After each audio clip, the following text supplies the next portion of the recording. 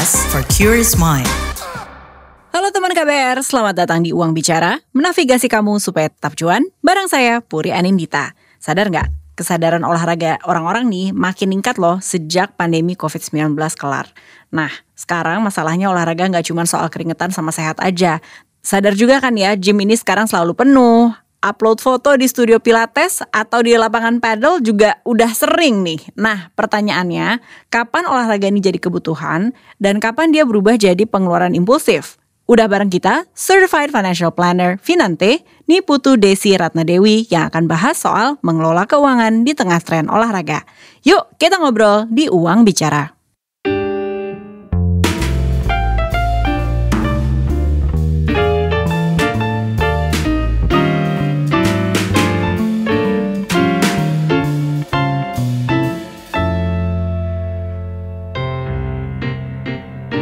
Selamat datang Certified Financial Planner dari Finante, Mbak Niputu Desi Ratnadewi, biasa disapa Mbak Desi. Halo.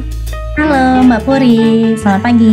Pagi dari Jakarta, langsung aja. Udah ngeliat tren pilates, padel, dan juga tenis. Gimana Mbak Desi ngeliat fenomena ini? Oke, kalau saya melihat fenomena ini sebagai sesuatu yang positif ya, sesuatu yang menggembirakan, karena ini berarti kesadaran masyarakat akan hidup sehat itu juga meningkat. Namun yang perlu kita garis bawahi adalah bahwa kita ikut olahraga ini memang karena kita sadar akan kesehatan, bukan sebagai ajang untuk adu eksistensi, apalagi adu gengsi. Kalau memang itu terjadi, maka itu yang perlu kita evaluasi. Ih, langsung menohok ya, baru pertanyaan pertama. Tapi gini, selalu kan kita diajarkan ya di ilmu pengaturan keuangan, ada wants, ada needs. Nah, kita tahu sehat penting, tapi ini masuknya esensial atau lifestyle sih sebenarnya ketika kita ngomongin ya sesekali padel atau seminggu sekali pilates gitu. Itu masuk pos mana sih? Sebenarnya untuk olahraga ini bisa masuk kategori investasi kesehatan, kebutuhan, atau juga bisa masuk keinginan, tergantung nih Mbak. Kalau memang kita ikut olahraganya itu karena kita memang suka dan itu membuat kita bahagia, dan kita rutin melakukannya dan kita mendapatkan efek positif dari olahraga itu seperti misalnya kita jadi jarang sakit, maka itu bisa kita masukkan sebagai kebutuhan esensial. Tapi kalau kita ikutnya semata-mata hanya karena FOMO, kita takut ketinggalan tren, takut nggak diajak satu circle, maka itu beda lagi Mbak. Kita nggak bisa masukkan itu sebagai suatu investasi ataupun kebutuhan hidup kita. Masuknya ya jatuhnya keinginan seperti itu. Oke, nah sekarang kita kan maunya ambil yang positif dong. Kita pengennya apapun olahraga yang kita tekuni itu rutin gitu kan. Dan untuk menjawab keperluan kesehatan. Berarti kan di situ kategorinya kebutuhan. Ada nggak sih percentage dari pengeluaran maksimal kita lah kalau memang ini mau diinvestasikan untuk kebutuhan kesehatan atau kebugaran? Oke, jadi kita di financial planner itu mengenal yang namanya budgeting. Bagaimana kita mengalokasikan uang kita dengan bijak sehingga tetap bisa menikmati hidup yang sekarang dan juga bisa mempersiapkan untuk masa depan juga. Nah, bagaimana kita mengatur budget itu? Yang pertama, sebelum kita masuk ke ikut tren olahraga, terutama olahraga mahal seperti paddle, tenis, atau pilates itu, maka kita harus pastikan dulu kebutuhan utama kita aman. Kita harus buat yang namanya skala prioritas. Mulai dari yang pertama, biaya hidup. Yang kedua, cicilan atau utang konsumtif. Yang ketiga, alokasi untuk menabung investasi. Dan yang keempat, baru kita boleh pakai sisanya untuk olahraga atau untuk hiburan lainnya. Berapa persentasinya? Itu idealnya sih biasanya 10 atau 15% dari penghasilan kita. Menarik ketika Mbak mengkategorikan ini termasuk golongan hiburan juga ya. Tidak masuk ke biaya hidup ya. Betul, karena memang kalau tren olahraga yang mahal ini itu biayanya cukup tinggi. Terutama olahraga seperti pilates itu cenderung biayanya menengah ke tinggi dibandingkan dengan olahraga dengan kategori seperti jogging, senam di rumah, atau sekedar bersepeda santai. Karena ada yang cukup tinggi, maka kita harus ambil alokasinya itu dari budget hiburan kita, seperti itu. Oke, nah kalau tadi misalnya dikasih contoh lain senam di rumah gitu kan, itu kan berarti ada nggak sih plafon kayak kenapa Mbak bisa bilang pedal ini tinggi? Apakah oh kalau range sekian sampai sekian ya itu masih oke lah gitu. Kalau range sekian sampai sekian, wah ini sih premium sih gitu. Nah ini gimana sih pengkategoriannya? Mungkin bisa pakai POV untuk di Bali maupun Jakarta ya? Sebenarnya murah atau mahal itu kan memang relatif Mbak. Makanya saya kembalikan lagi itu ke kemampuan keuangan kita. Kan tadi kita sudah presentasikan, kita untuk alokasi olahraga atau hiburan ini adalah sebesar 10 atau 15% budgetnya. Yes. Ketika memang sudah masuk budget ya itu sah-sah saja untuk kita ikut olahraga pedal. Tapi kalau kita memaksakan untuk ikut olahraga ini padahal untuk kebutuhan utama saja kita masih kurang, tentu itu yang tidak baik seperti itu. Oke. Nah, dengan kita tahu post untuk olahraga ini adalah 10-15%, apakah oke atau tidak jika seseorang, aku mau sehat nih, ya udah deh aku pakai pay later aja, toh nanti bulan depan aku bisa bayar lagi nih gitu. Untuk entah itu rent, untuk beli baju atau raketnya dan sebagainya. Menurut Mbak gimana? Kalau sebagai seorang CFP tentu saya tidak menyarankan melakukan pembelian barang-barang seperti alat olahraga itu dengan mengambil utang konsumtif seperti pay later atau cicilan kartu kredit. Beda halnya kalau memang kita melakukan pembelian itu untuk menunjang profesi kita. Misalnya nih Mbak Puri sebagai seorang trainer, jadi perlu alat olahraga untuk menunjang karirnya Mbak Puri. Nah itu boleh dibiayai dengan cicilan utang. Asalkan yang pertama, Mbak Puri pastikan dulu cicilan utangnya itu tidak lebih dari 30% penghasilan. Yang kedua, pastikan bisa membayarnya tepat waktu. Kalau memang itu tidak bisa terpenuhi dan kita membeli alat ini untuk kenyamanan pribadi atau hanya sekedar ikut tren, saya sarankan sih pakai uang yang memang sudah kita anggarkan. Menarik. Ini juga kita melihatnya kecuali kalau kita memang profesinya trainer nih gitu ya. Oke, kalau mau lihat fenomena, sekarang kan job market juga lagi susah ya Mbak. Terus ada sekarang banyak sertifikasi untuk entah jadi personal trainer, pelatih yoga, sekarang coach padel juga kayaknya lagi banyak dicari gitu. Ada gak sih penelitian dari teman-teman Finante gitu kan? Kayak wah ini nih profesi yang sangat menjanjikan loh gitu. Bisa jadi pendapatannya di atas UMR misalnya kayak gitu, ada gak sih? Sebenarnya kita lihat dulu, kita sekarang posisinya seperti apa? Apakah kita sudah punya pekerjaan utama atau belum? Kalau memang kita mau mencari pekerjaan tambahan sampingan dan kita punya bakat atau memang suka untuk olahraga, salah satu olahraga misalnya kita mau jadi coach tenis nih buat nambah penghasilan, itu bisa saja kita bisa ambil sertifikasi itu. Dan itu sebenarnya hal-hal yang sangat bagus sekali untuk kita ikut kursus online, karena itu dan sebenarnya itu hal yang sangat bagus kalau kita mau belajar mengembangkan diri kita, meningkatkan value kita dengan mengambil pelatihan atau sertifikasi, karena nanti pada ujungnya juga bisa meningkatkan penghasilan kita seperti itu. Itu tadi obrolan bareng financial planner Finante, Niputu Desi Ratnadewi soal tren olahraga. Masih banyak nih insight menarik yang bakal kita gali, jadi jangan kemana-mana, tetap di Uang Bicara.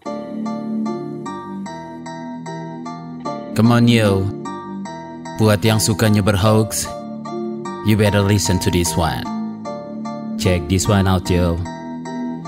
Hati-hati kalau baca kabar hoax, jangan langsung disebar kabar yang hoax. Kalau mau tahu kabar benar atau hoax, dengerin cek fakta yang pasti bukan hoax. Dengerinnya setiap Senin yang jelas bukan hoax. Cuma ada di kbrprime.id dan aplikasi podcast lainnya. Hoax. Sudah cukup hoaxnya? Hoax. Cukup.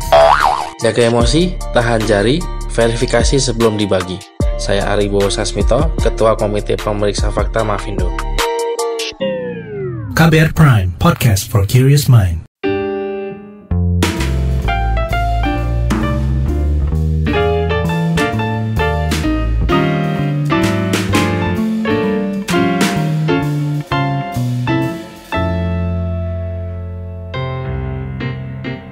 Kamu masih dengerin Uang Bicara, menavigasi kamu supaya tetap cuan bareng saya Puri Anindita. Masih bareng financial planner Finante, Niputu Desi Ratnadewi soal tren olahraga yang kelihatannya memang sehat, tapi bisa berat di kantong nih kalau nggak hati-hati. Kita lanjut ya. Ini agak pivot sedikit sih. Kalau tadi kan kita melihat olahraga untuk konsumsi kita, untuk menjaga kebugaran. Tapi kalau lihat olahraga sebagai cara untuk side hustle lah, penambahan pendapatan gitu. Kalau kita mau ambil sertifikasi, ada nggak ya hitungan-hitungan kayak tadi tuh berapa persennya? Ketika misalnya itu kan juga tidak murah dan durasinya agak panjang ya. Misalnya sertifikasi yoga, mungkin dia harus retreat dulu 10 hari di Bali dengan harga jutaan lah gitu. Kapan kita bisa bilang ini investasi dan oke, boleh berangkat? Kapan yang nanti dulu deh, kayaknya emang kita belum mampu deh gitu. Sebenarnya apapun yang keputusan yang akan kita ambil atau kegiatan yang kita lakukan itu perlu banget yang namanya perencanaan keuangan yang matang. Supaya keputusan kita itu tidak mengganggu prioritas utama kita tadi. Biaya hidup, utang kalau ada, terus dana darurat dan juga investasi. Kalau memang dananya masih ada dan kita hitung itu masuk dalam budget kita, ya sah-sah saja untuk kita ambil sertifikasi itu. Tapi kalau memang sampai memaksakan, apalagi memang potensi keuntungannya kan belum jelas nih untuk sertifikasi itu, kita belum tahu apakah kita bisa akan dapat job atau segala macam. Kalau kita memaksakan mengambil dari pos keuangan penting lainnya, itu menurut saya kurang bijak. Apalagi utang konsumtif, Mbak, tentu itu bukannya menjadi investasi, justru bahkan bisa menjadi beban keuangan tambahan ya untuk keuangan kita. Oke. Ini aku mau follow up lagi. Kalau tadi Mbak bilang harus lihat dulu nih kemampuan pribadinya. Tadi kan ada 4 yang penting. Biaya sehari-hari, biaya hidup lah ya. Cicilan yang tadi maksimal berapa Mbak? Cicilan 30% dari 30% penghasilan. Terus udah gitu ada tabungan dan investasi. Habis itu kan baru olahraga dan hiburan. Kalau kita memaknai ambil sertifikasi ini investasi bisa nggak? Atau enggak? Ini nggak bisa dilihat sebagai investasi sih, jujur katanya. Kalau secara CFP ya. Kalau investasi itu kan berarti kita harapannya kita akan mendapatkan return di masa depan dari uang yang kita keluarkan. Kalau memang dengan kita mengambil sertifikasi ini kita nantinya bisa dapat kerja dan itu bisa menghasilkan return buat kita, ya tentu kita bisa akui itu sebagai investasi ke diri sendiri. Tapi kalau ternyata pengeluaran kita ikut sertifikasi ini semata-mata karena emang senang dan taunya, kalau senang sih lebih bagus ya, tapi ternyata kita hanya ikut-ikutan dan taunya kita tidak suka, akhirnya kita tidak menyelesaikannya dan itu tidak bisa dimasukkan ke kategori investasi, Mbak. Justru masuk ke pengeluaran impulsif. Oh, inilah pengeluaran impulsif. Oke.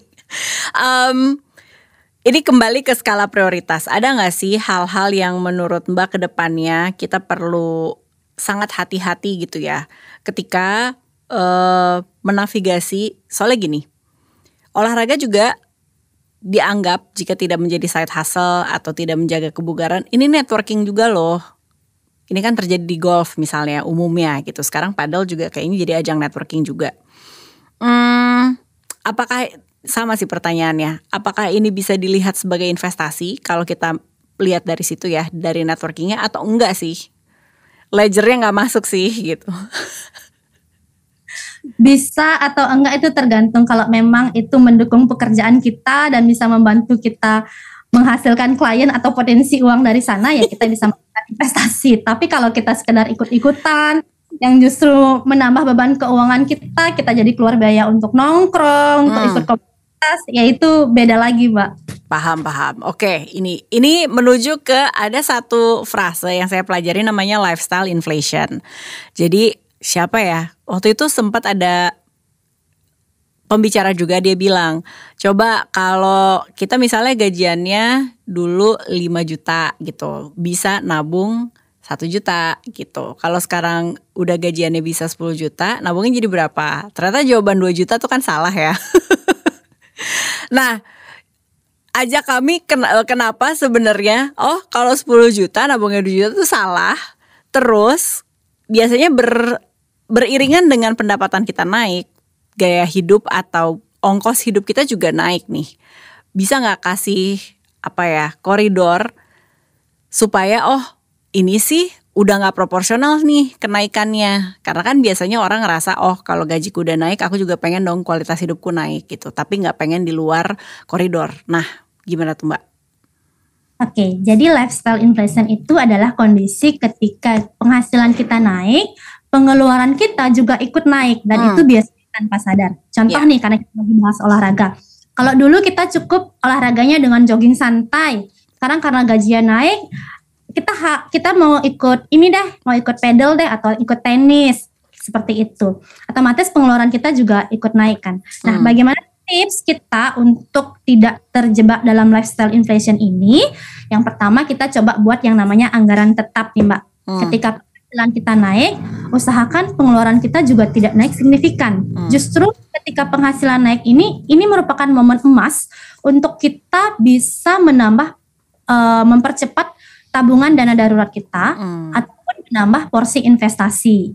Dan yang kedua, kita bisa buat anggaran untuk olahraga tadi. Misalnya kita tentukan porsinya misalnya 10-15% dari penghasilan. Ketika misalnya gaji kita naik dari 7 juta ke 10 juta, maka pengeluaran untuk olahraga yang bisa kita habiskan itu tidak lebih dari 1 juta atau 1,5 juta seperti itu. Jadi sisanya kita bisa maksimalkan di investasi dan tabungan. Yes, langsung keluar angkanya nih, senang. Oke, sekarang juga ada banyak jenis promo ya, kayak kalau kita pakai aplikasi tertentu, ada banyak kelas online atau virtual trainer. Mbak ngelihatnya ini gimana? Apakah bisa jadi alternatif yang lebih ekonomis dibandingin kita punya alat sendiri atau bikin gym sendiri di rumah, gym kecil di rumah gitu? Menurut Mbak gimana? Menurut saya ini bisa banget. Justru ini bisa jadi solusi cerdas buat kita. Bagaimana kita bisa hidup sehat tapi juga tetap bisa menstabilkan kondisi keuangan kita seperti itu. Oke. Nah, ada nggak hal-hal yang belum kita lihat nih di tren healthy lifestyle yang hubungannya dengan finansial kita nih Mbak? Oke. Jadi penting sekali bagaimana kita bisa menyeimbangkan antara self-care, healthy lifestyle dengan financial care. Jadi keduanya itu harus berjalan berdampingan. Bagaimana caranya? Yang pertama kita harus bisa jujur dulu nih Mbak sama diri sendiri. Apakah kita ikut tren olahraga ini memang karena kita suka, karena kita bahagia menjalaninya? Dan yang kedua, apakah kita mampu untuk membayar biaya-biaya yang keluar dari olahraga atau hobi yang kita geluti tersebut? Karena jangan sampai kita self-care tapi ujung-ujungnya kita malah pusing sendiri atau merasa bersalah karena keuangan kita berantakan. Oke. Ini pertanyaan lepas dari ini olahraga atau tidak. Seringkali kan kita juga adalah teman-teman kita yang kelilit sama pay later atau kartu kredit membengkak. Terus sadar setelah udah lewat misalnya 6 bulan gitu ya. Ketika ini sudah menggerus bulanan kita, apa hal yang bisa kita langsung segera lakukan menyelamatkan ini supaya enggak terus bergulung, Mbak? Oke, yang pertama kita harus tenang dulu. Ini hal yang bagus, langkah awal yang bagus karena setidaknya kita sudah sadar dan ada niat untuk memperbaiki. Jadi langkah-langkah yang kita bisa lakukan adalah yang pertama, kita coba catat dulu nih, berapa sih utang yang kita punya.